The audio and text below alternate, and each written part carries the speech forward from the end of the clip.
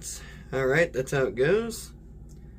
A blank, fill it in for me guys, a day keeps the doctor away. So, what am I alluding to when I say that? Comment down below if you know exactly what that particular food item is. And we're going to be baking with that item today, and if you haven't figured it out just yet, it's apples. And when we mention the word bake, we are going to be doing that. We are going to be doing baked apples. The history of baked apples and the idea of baked apples can go all the way back to the original wood burning stove to just the idea of fire in general. There are many variations of baked apples. It is considered a European cuisine. The first mention of baked apples actually was in a British cookbook, I believe, in like 1865 or so. Not for sure, but that's what I read when I looked it up online. Also, back in the 18th century, there was even some indication that apples sometimes were stuffed with mincemeat and sausage. Apples have a wide variety of use, and this particular use is a healthy spin on baked apples. A lot of the ingredients I'm going to show you have savory taste, but healthy qualities. Let's get to the kitchen and let's get some baked apple dish going. Alright everyone, as you can see, we have a variety of ingredients. Some have already been cut and measured out. Some you will already know exactly what they are without me even explaining. But this is the easy cinnamon baked apples. What I like about this dish is the person that posted it, and I will put their picture of the website right here. They even worded in there that this is the perfect grain and gluten-free plant-based dessert for the holidays and beyond. And recently we had 4th of July and stuff, so if you just want to make it for around the house for later on in the evening, then go ahead and do it. We have coconut sugar, and that is some right there. We've already measured out. We have some ginger and cornstarch right there. And we have coconut oil right there. And we have some lemon juice there hiding behind there. And of course, some sea salt. We even have a little thing called apple spice, apple pie spice. And then the apples we chose because in this dish you want a variety of sweet and tart apples. We have the Granny Smith green. We have the smaller Gala apples. And then we have some Honeycrisp I've already started to cut. You want to make sure you cut them. And then guess what, guys? We have to slice them. So I'm going to show you some slicing now, and let's get into it. Not only have we already cut up some apples to prepare them in this position to be on the board to cut, but with this little device we bought from Walmart, it only is like about 15 bucks, and it's able to make some good slices like this that you want in your dish. Okay, so then we just put that right on top. It just sits right up there, and you can take this safety piece here, okay, and you can put that right on the top of the apple. Make sure it's turned sideways, and you're just going to go like this, and you're just going to be able to go back and forth. If it gets a little hung up, you know you're getting low to the bottom, and you get down to pieces like this, and you can do a couple things. You can eat it or find a way to keep cutting it. Once it gets too low, I just eat it. So I'm probably going to eat more apples than I should. For instance, like that.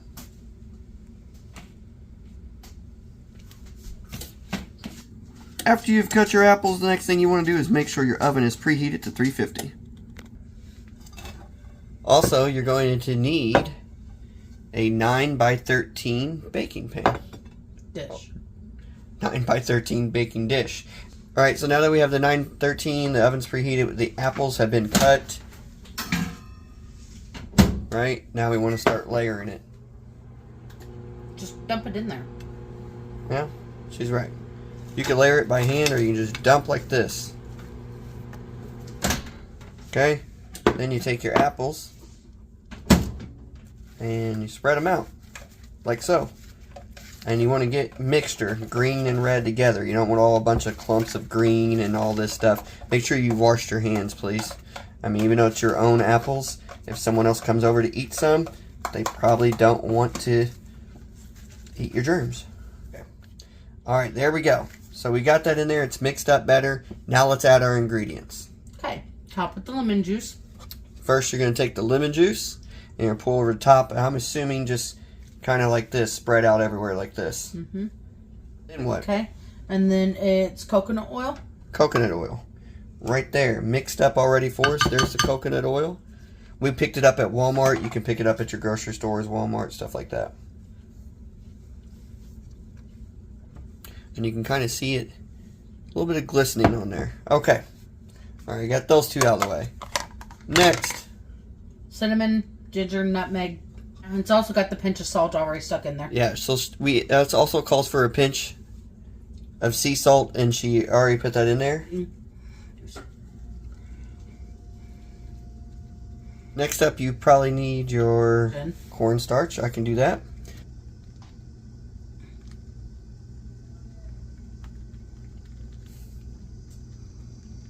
The cornstarch works as a thickening agent. The coconut sugar actually adds like it'll have like a syrup texture to it when it does cook down. So here's the coconut sugar right here, and we got it right here. It's organic put kind this ginger in from here Walmart. too. There's the ginger going to go in first, I guess.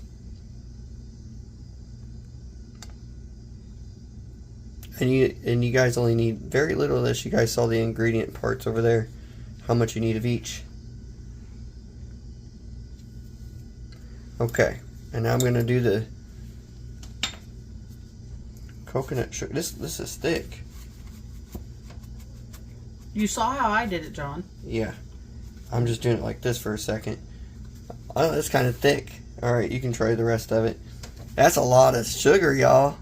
But the coconut sugar is supposedly more healthier for you than using a syrup or something of that nature to make that glaze-like filling on it. Also, it's got that brown color in it. Mm-hmm.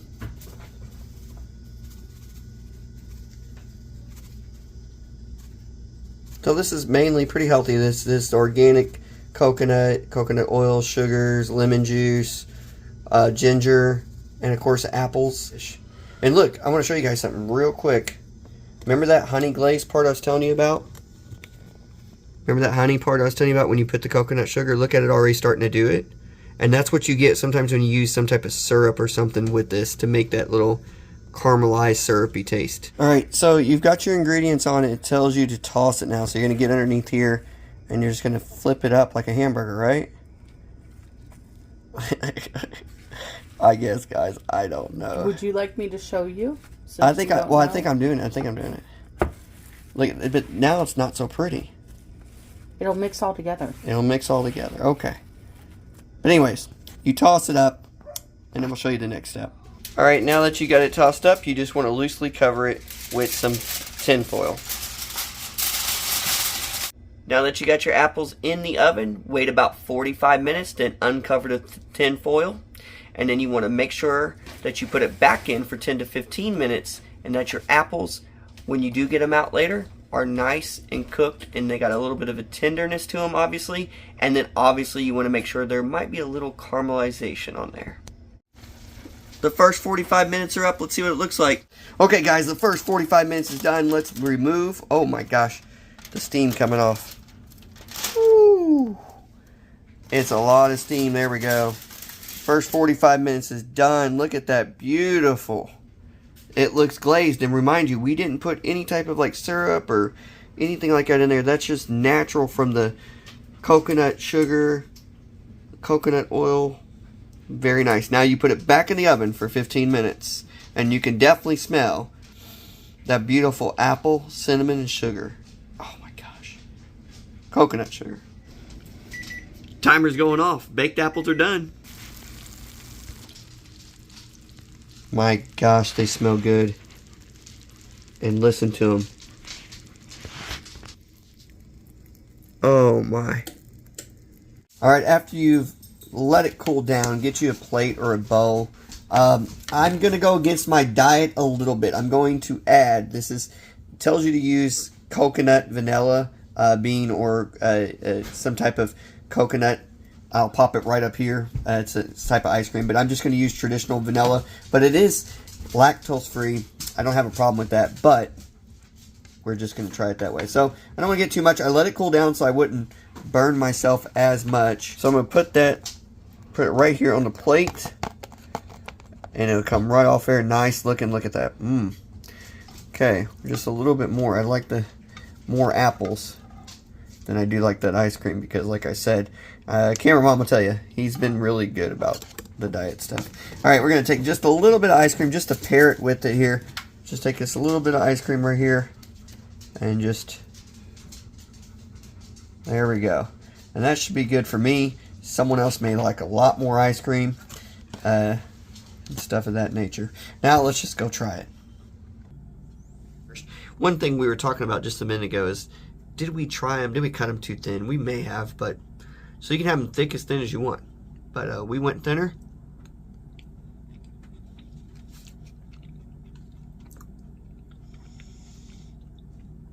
Oh my gosh. You get the tartness of the green apple, but you get the sweetness of the red apples.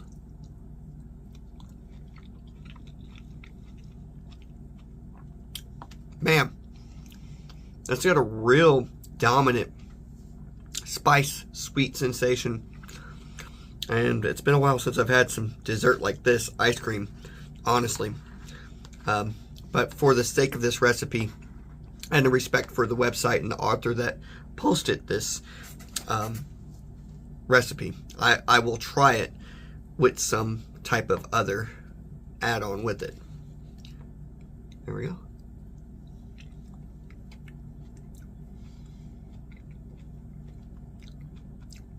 Man, that's really good. I am glad we made these apples.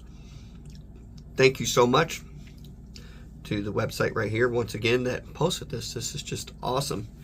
So thanks again to the Minimalist Baker and their website. You guys did a tremendous thing of posting that and putting it there, and thank you so much, because this gave me a recipe I can satisfy my sweet tooth, but keep it more healthy related, obviously, and you guys saw the key concepts to why it's healthy.